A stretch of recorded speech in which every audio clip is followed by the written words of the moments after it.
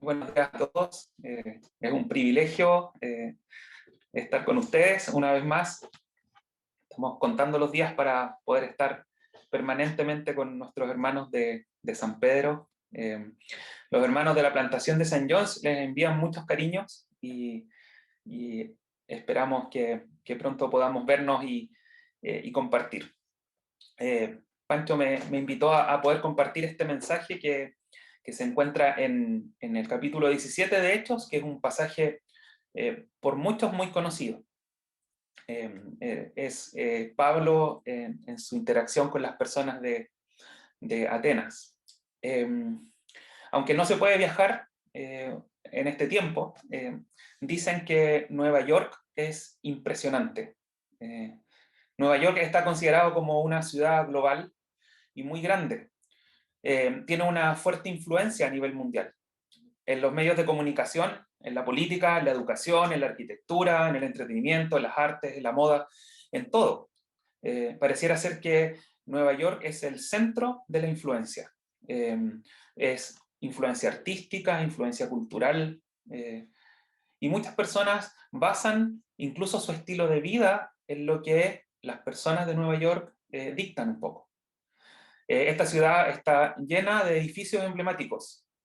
Está la sede central de la ONU, hay lugares muy populares como la Estatua de la Libertad, el Empire State, Wall Street, la Bolsa de Nueva York, este Central Park, parque gigante, el Jardín Botánico, el Times Square, que es este teatro gigante también, entre muchos otros edificios y lugares emblemáticos. No me imagino lo que es estar ahí. No he tenido el privilegio de visitar Nueva York, quizá alguno de ustedes sí. Pero también no solo la cultura, las construcciones es lo impresionante, sino que es una de las ciudades más pobladas del mundo. Y se cree que en Nueva York se hablan más de 200 idiomas distintos, solo en la ciudad de Nueva York. Hay una tremenda pluralidad religiosa. Hay de todas las religiones. Incluso también las estadísticas dicen que la población judía más grande fuera de Israel se encuentra en Nueva York. Como te digo, no me imagino lo que debe ser estar ahí, lo que debe ser estar en medio de tanta gente tan diversa y estos edificios que a lo mejor nublan nuestra vista, y de alguna manera es un poco quizás lo que experimentó el apóstol Pablo al llegar a Atenas. Llega a esta metrópolis. Él había pasado por algunos pueblitos, podríamos decir, hasta llegar a este lugar, a Atenas. Y se encuentra con algo que lo impacta. ¿Serán los edificios? ¿Será la gente? ¿Será lo intelectual que eran? Entonces veamos qué es lo que este pasaje nos dice respecto a lo que Pablo experimentó y cómo sobrellevó esta situación cuando llega a Atenas. Pero antes te invito a que podamos orar.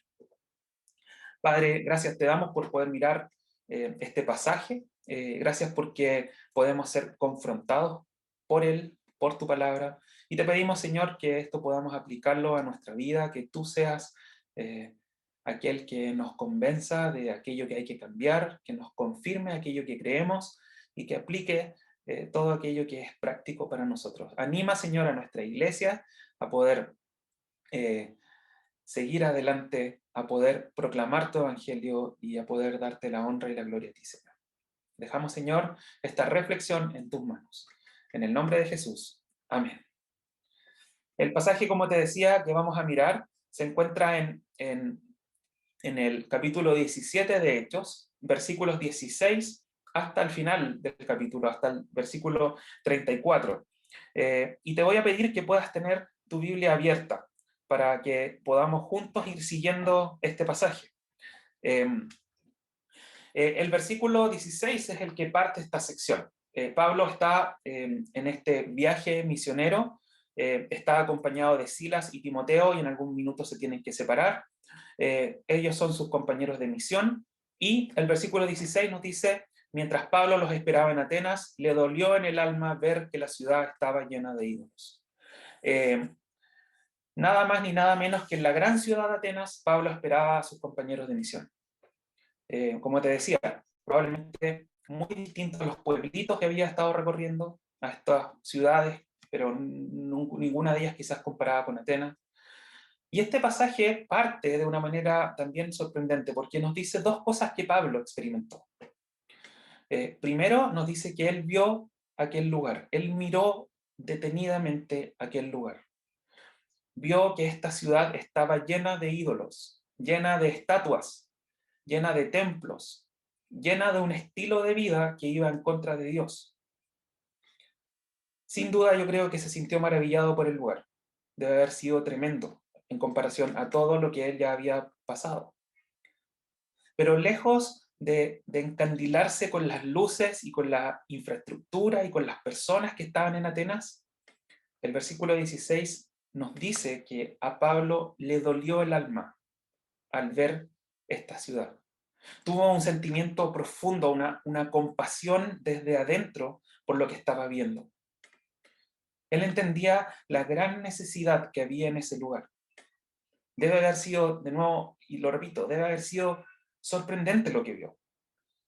Pero para él, lo sorprendente pasó a ser lo penoso, lo fuerte de ver cómo todas estas personas estaban perdidas, cómo todas estas personas estaban poniendo su atención y su foco no en Dios, sino que en cualquier otra cosa. No se quedó solamente con ver y con lamentarse, sino que rápidamente el pasaje nos dice que se puso a hacer algo.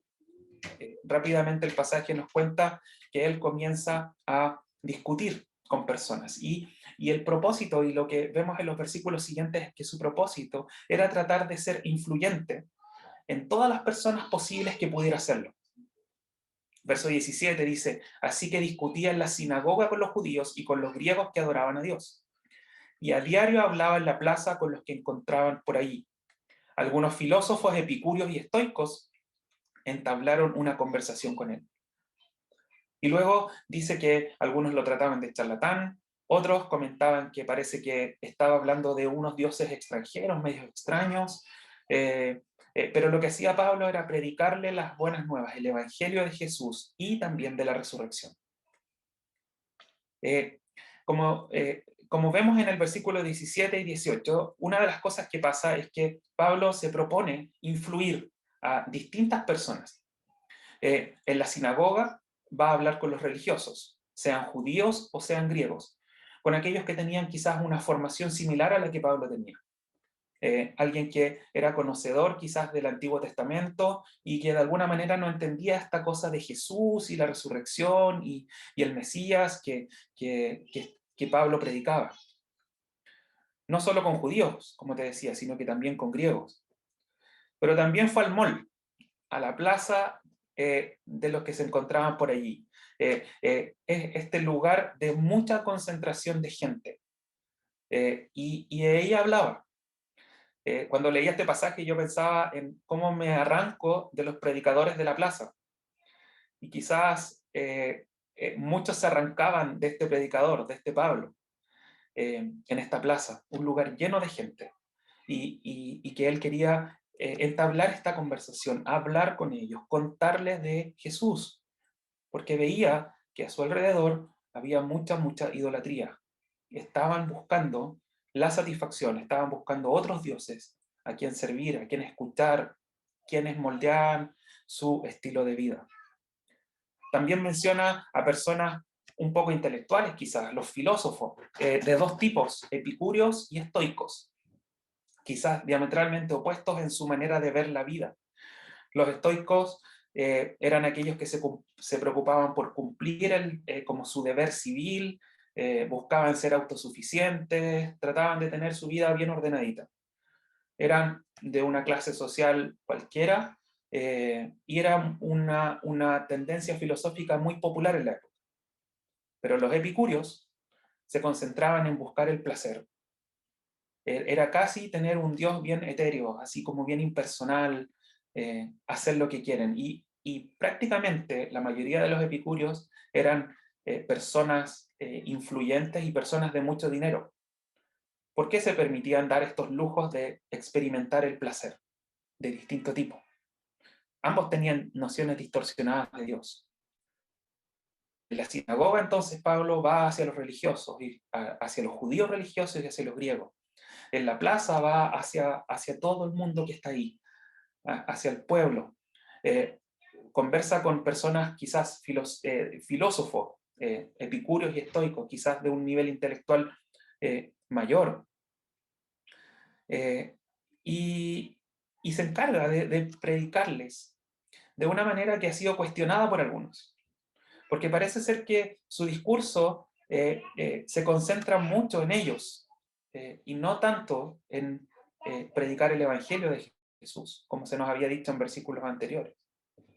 Pero lo interesante es que Pablo se dedicó a mirar este lugar de una manera que le permitiera poder hablar de forma pertinente con aquellos a los cuales le estaba predicando. Me llama la atención el versículo 21. Búscalo en tu Biblia, dice, es que todos los atenienses y los extranjeros que vivían allí se pasaban el tiempo sin hacer otra cosa más que escuchar y comentar las últimas novedades. Los creadores de Twitter, de Instagram, de Facebook, no hicieron nada nuevo. Las redes sociales no es nada nuevo. El verso 21 nos dice que ya los atenienses tenían redes sociales y comentaban las últimas novedades y escuchaban y conversaban. Una red social quizás distinta, pero eres una red social. Lo que nos dice el verso 21 de alguna manera y lo que nos deja entrever es que los atenienses eran medios ociosos. Les gustaba chismear y filosofar. Y Pablo aprovecha esto. Pablo aprovecha de que ellos se juntaban para poder discutir, meditar en la inmortalidad del cangrejo y aprovecha de predicarles el Evangelio. Pero fíjate en la diversidad de personas que él se concentra, no solo en un grupo, sino que trata de abarcar todos los grupos sociales de Atenas. Pareciera ser que a ellos les interesó lo que Pablo estaba diciendo y de alguna manera se llevan a Pablo a este lugar que se llama Areópago. Y en este lugar lo invitan a dar una especie de discurso. Verso 22 dice, Pablo se puso en medio del Areópago y tomó la palabra. Ciudadanos atenienses, observo que ustedes son sumamente religiosos en todo lo que hacen. Al pasar y fijarme en sus lugares sagrados, encontré incluso un altar con esta inscripción, a un Dios desconocido. Pues bien, eso que ustedes adoran como algo desconocido es lo que yo les anuncio. Entonces Pablo tuvo la oportunidad de oro. El Areópago era un lugar donde se impartían leyes, era como una especie de tribunal, muy importante. Pero con el tiempo fue decayendo este rol de tribunal y fue usado este lugar para poder discutir, tener discusiones un poco académicas respecto a distintas corrientes de pensamiento. Aunque también se ocupaba como tribunal, pareciera ser que también se ocupaba como una especie de conversatorio, de un lugar donde gente podía discutir y podía también exponer aquello en lo cual creía. El mensaje de Pablo es increíble, de alguna manera. Es sorprendente lo que él es capaz en unos pocos versículos, aunque probablemente esto es un resumen de lo que él dijo, pero en pocos versículos, mezclar la creencia de ellos con el cristianismo, ser pertinente en ese sentido. Mezclar no para poder diluir el mensaje, sino para poder llamar su atención, para poder convencerles, para poder persuadirles. Podríamos ahondar en cada uno de los detalles de lo que Pablo predicó, de lo que Pablo dijo. Pero algo que quiero resaltar en esto es que más que concentrarnos en los detalles, entender que la predicación de Pablo tiene que ver con el contexto en el cual estaba, por lo que los atenienses necesitaban escuchar. Pablo se concentra en Dios. Pablo comienza diciéndoles, miren, ustedes tienen muchos dioses y hay un Dios, como por si acaso se les olvida uno, este Dios desconocido. Pero este Dios desconocido no es tan desconocido como ustedes creen. Este Dios es el Dios verdadero. Y yo les quiero mostrar cómo este Dios es el Dios verdadero. porque lo describe como a un Dios muy distinto a lo que ellos conocían, muy, muy distinto. Pero recuerda, lo que Pablo está siendo pertinente, está mostrando lo que quieren ellos de alguna manera averiguar, y los está llevando por un camino lógico hasta, como vamos a ver, Jesús y su resurrección. Él destaca algunos atributos de Dios. Él destaca 5 atributos de Dios que los llevan a pensar en este Dios como el Dios verdadero y un Dios distinto al que ellos creían. Verso 24, el Dios que hizo el mundo y todo lo que hay en él es Señor del cielo y de la tierra. No vive en templos construidos por hombres. Este Dios es distinto. Aunque ustedes tienen una imagen que representa a este Dios no puede ser representado, no puede ser contenido, no puede estar en un lugar, porque Él está fuera de todo, porque Él crea todo. Eh, Él es el creador, no es simplemente el destino, simplemente la probabilidad, simplemente una energía. Él es el Dios creador y es el Señor del cielo y de la tierra. Todo lo que vemos, Él lo creó. Atenienses, Dios creó el mundo. Eso les está diciendo Pablo. Pero no solo lo crea y se desentiende de él. Verso 25, ni se deja servir por manos humanas como si necesitara de algo. Por el contrario, Él es quien da vida a todos, el aliento y todas las cosas. O sea, crea y no se desentiende, no deja al mundo funcionando por sí mismo y que ocurra lo que sea. Él sustenta. Él da vida a todos, da aliento a todas las cosas. Es este Dios que es sustentador, que se relaciona con aquello que está creando y lo sustenta al punto de definirlo como el dador de vida. No, esta idea de ni se deja servir por manos humanas, como si necesitara de algo, es esta idea de que él no necesita ser también estimulado, no necesita que de alguna manera los hombres hagan algo para poder llamar su atención, sino que él voluntariamente ha decidido poder dar vida a todos y sustentar la vida. Por eso también lo define como un Dios que gobierna. Y en los versos 26 al 28 nos dice, de un solo hombre hizo todas las naciones para que habitaran la tierra y determinó los periodos de su historia y las fronteras de sus territorios. Esto lo hizo Dios para que todos lo busquen y aunque sea a tientas lo encuentren. En verdad, Él no está lejos de ninguno de nosotros, puesto que en Él vivimos, nos movemos y existimos. Lo que Pablo aquí está diciendo es, Él crea, Él sustenta, pero también gobierna, no solo en esta época, sino que en todas las épocas. Él determinó incluso los periodos de historia. Esto no es azaroso. Esto no es tampoco que ocurrieron ciertas cosas que escaparon a su control y que ocurrieron porque sí, sino que Dios determina esto. Y la razón por la cual Dios está haciendo esto es porque quiere relacionarse con ellos, quiere relacionarse incluso con los atenienses. Eh, es interesante que en el verso 27 Él los trate de ciegos. Le dice, esto lo hizo Dios para que todos lo busquen y aunque sea a tientas lo encuentren. Y es esta imagen de alguien que tiene los ojos vendados y como que está buscando pero no encuentra nada. O como una persona que no tiene vista y que trata de palpar para poder encontrar a eso o a ese Dios. eh, y eso es lo que está diciéndoles Pablo. Ustedes están ciegos, pero incluso en su ceguera o incluso al tener la vista tapada, pueden encontrarlo. Él no está lejos. E incluso ustedes de alguna manera lo saben. El verso 28 es interesante porque dice, puesto que en él vivimos, nos movemos y existimos. Pablo les cita a la literatura propia de los atenienses. Esto no es un versículo, no es una cita del Antiguo Testamento, es parte de un escrito que ellos conocían.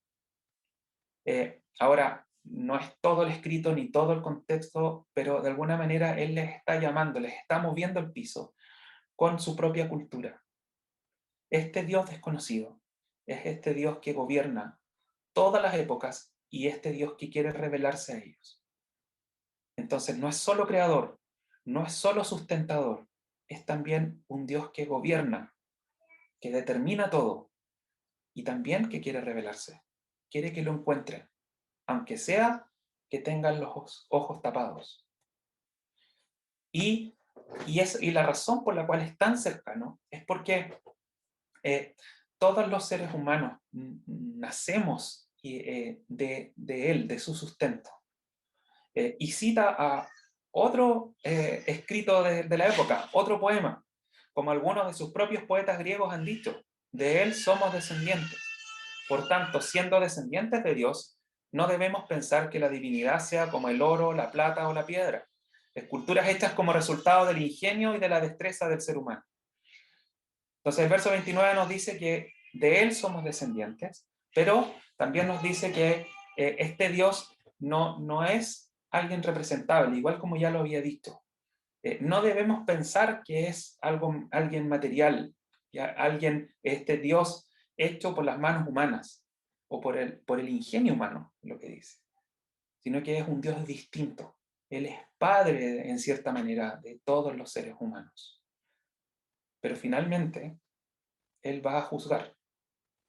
Pues bien, verso 30, Dios pasó por alto aquellos tiempos de tal ignorancia, pero ahora manda a todos en todas partes que se arrepientan. Él ha fijado un día en que juzgará al mundo con justicia por medio del hombre que ha designado. De ello ha dado pruebas a todos al levantarlo de entre los muertos. Él va a juzgar, es un juez justo. Ha pasado por alto, de alguna manera, la perversidad del ser humano, la ignorancia de este Dios. Pero va a llegar un día en que Él va a juzgar, un día que Él ha designado, y por medio de alguien que Él ha designado.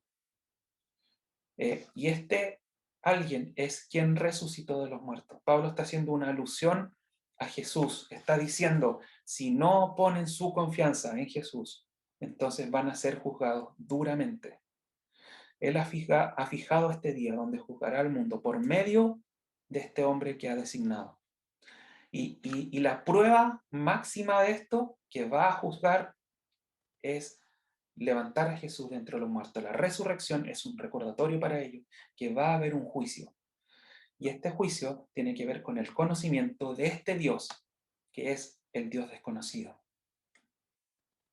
Un fuerte mensaje que llega a Jesús, que apunta a Jesús, que les llama a arrepentirse y a poner su confianza en Jesús, haciendo una pasada por varios atributos de Dios que tienen que ver con la filosofía en las cuales ellos creían.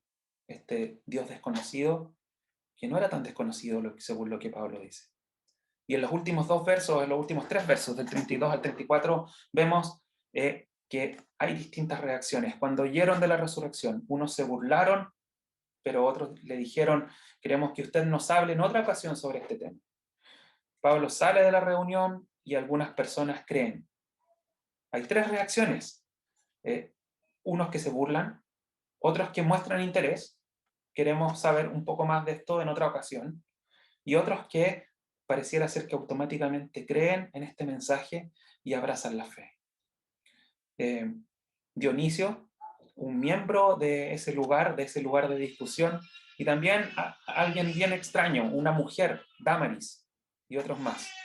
Muy extraño que una mujer haya estado en el Areópago. Pero esta es la reacción que tiene ante el discurso de Pablo. Entonces vemos que Pablo mira la ciudad de Atenas, se lamenta por la ciudad de Atenas, hace algo, empieza a influir a todas las personas y con su boca, con sus palabras, defiende de cierta manera a Dios, muestra, lo hace cercano, lo hace pertinente para poder producir una reacción en ellos. Y esta reacción, como vemos, son distintas. Se burlan, muestran interés y abrazan la fe. Creo que es un mensaje muy adecuado para nosotros. Es un pasaje que nos puede confrontar mucho y que es de ánimo también para nuestra iglesia y para nuestra vida. El libro de los Hechos nos muestra siempre a una iglesia que si mira hacia el interior se estanca, pero si mira a su alrededor crece. Incluso en el libro de los Hechos vemos que Dios provoca situaciones para que los cristianos tengan que arrancar, y cuando arrancan tienen que predicar el Evangelio, están obligados a hacerlo. Pero para poder predicar este Evangelio, ellos tienen que ver con atención, mirar con atención y compadecerse de lo que ven. No se tienen que encandilar con las sociedades que están alrededor. No se tienen que sentar detrás de un escritorio e intentar ganar discusiones religiosas por Facebook o Twitter. Tienen que sentir pesar por la realidad de aquellos que no tienen a Dios en su vida. Deben lamentarse al ver edificios, al ver pluralidad, al ver personas que ignoran a Dios. No debe paralizarse. La iglesia no debe paralizarse. Los cristianos no debemos paralizarnos. Debemos hacer, debemos buscar oportunidades. Debemos ser pertinentes no solo en el amor práctico que las personas pueden experimentar por medio nuestro, sino que también debemos ser pertinentes en el mensaje que es esencial. Pablo se conmovió y eso lo llevó a tomar decisiones. Pablo aprovechó las oportunidades y más que aprovechar las oportunidades creo que las buscó. Y a veces nosotros nos quedamos en eso. No buscamos oportunidades de compartir de nuestra fe. Creo que Dios nos está dando una oportunidad tremenda en este tiempo. Porque si miramos a nuestro alrededor, una de las cosas que más hay es incertidumbre, es desesperanza, es miedo, es dolor por pérdidas, son cuestionamientos de la vida, son personas que se sienten solas. El índice de enfermedades mentales ha crecido tremendamente. Las muertes, ¿para qué decirlo? La enfermedad no solo propia del COVID, sino que lo que está asociado a ella también. Tenemos la tremenda oportunidad de ser pertinentes y de llevar un mensaje de esperanza. Y necesitamos cristianos en todas las esferas de la sociedad. Este pasaje también nos muestra cómo Pablo se preocupó de todas las esferas de la sociedad. Y creo que es un desafío para nosotros. No es un llamado personal a que yo tenga que predicarle a todas estas esferas, sino que creo que es un llamado personal a predicar el Evangelio donde estoy. Si soy un académico de una universidad, puedo compartir de mi fe con mis colegas, con mis alumnos. Si soy profesor de un colegio, si he sido o fui una persona religiosa de otras ideas y de alguna manera me convertí al cristianismo, quizás entiendo la cosmovisión de otro. Si soy un alumno, un universitario o alguien que estudia en un instituto profesional, si trabajo en un hospital o en una clínica, si voy a una feria, si participo en un grupo de adultos mayores, si conozco a personas que tienen familias disfuncionales o algunas madres que están solteras y están sufriendo. Creo que cada uno de nosotros tiene un contexto distinto y un contexto de oportunidades. Pablo en este viaje misionero tuvo que crearse esas oportunidades. Gracias al Señor nosotros la tenemos. Y no preocuparnos por si es que los resultados están o no en nuestras manos, porque no lo están. Los resultados están en las manos de Dios. Algunos han cuestionado a Pablo en este pasaje porque creen que fracasó. Si tú lees los últimos versículos, tú te vas a dar cuenta que de la gran cantidad de personas que habían en ese lugar, solo unas poquitas creyeron. Y a veces nos sentimos así, como con un fracaso en el Evangelio, con un temor. porque también hay un temor a no sentirme preparado. Yo leo este pasaje y digo, Pablo se mandó el tremendo sermón, yo nunca voy a ser capaz de eso. Pero si tú te fijas, el sermón de Pablo no fue necesariamente tan tremendo, sino que lo que hizo fue mirar a su alrededor, ver cuál es su necesidad y conectarla con el Evangelio, conectarla con aquello que definitivamente traía esperanza a ellos, que era Jesús. Y para nosotros no es distinto. No necesitas ser un erudito, no necesitas ser un evangelista, no necesitas ser un estudiante de seminario o un pastor, solo necesitas ser un cristiano que ame a Dios. Y eso ya te capacita para compartir de tu fe. Quiero animarte y que nos animemos mutuamente a aprovechar los contextos donde estamos, a aprovechar este tiempo para poder seguir el ejemplo de Pablo, de poder predicar que Jesús es la única esperanza en nuestra vida y que Jesús es el que responde a esta ansia, a este deseo de consuelo de parte de las personas. El Evangelio es lo único que transforma la vida y es muy distinto a todos los dioses o a este intento de dioses que la sociedad de nuestro alrededor tiene. Espero que Dios te capacite para eso, que te anime a hacerlo, que este pasaje te anime a hacerlo y que juntos podamos darle la gloria a Dios compartiendo de nuestra fe y que otras personas también le conozcan. Te invito a que oremos. Gracias, Padre, te damos por desafiarnos de esta manera, como lo haces con este pasaje. Gracias por mostrarnos que el Evangelio es pertinente a nuestro entorno, a nuestras familias, a nuestros amigos, a nuestros cercanos. Gracias por llamarnos a no transar en el mensaje del Evangelio, pero sí en adaptar las formas para poder llegar a otros de una mejor manera, de una manera entendible, con un lenguaje entendible, para que el mensaje cale hondo en sus corazones y tu Espíritu Santo haga una obra de transformación en su corazón y en sus vidas. Dejamos, Señor, nuestra vida a disposición tuya para poder predicar tu Evangelio. Oramos, Señor, pidiéndote por nuestra iglesia, para que tomemos esta responsabilidad y este privilegio de una manera que podamos llevarlo a la práctica. No como una actividad evangelística, sino como una vida de compartir el Evangelio. Oramos dándote gracias en el nombre de Jesús. Amén.